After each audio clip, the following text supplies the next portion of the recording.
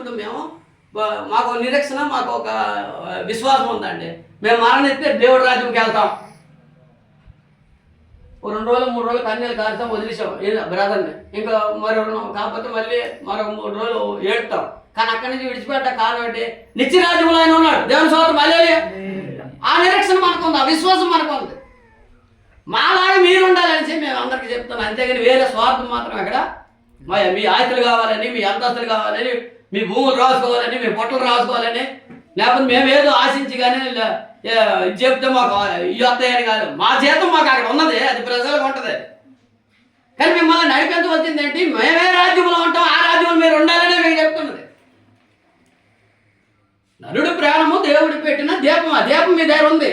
దేవుడు మానవుడు దేని చేశాడంటే మన దేవుడు ఆయన మనలో ఉండడానికి మనల్ని చేస్తే మనం చెట్లోను, పొట్టలోను, ఆవులోను, గోవులోను అన్నింటిలోనూ పెట్టేసి దేవుడి శక్తికి దూరం అయిపోయి మనం ఉన్నామంటే మీకు షార్ట్ కట్లో చెప్తాను.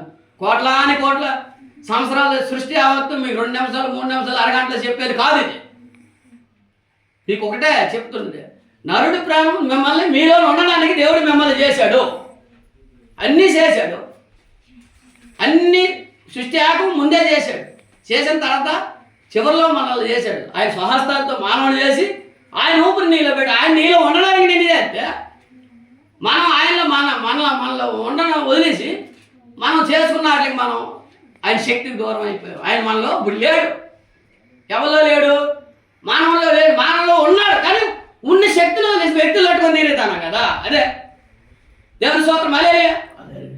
ఆ శక్తిని వదిలేసాం.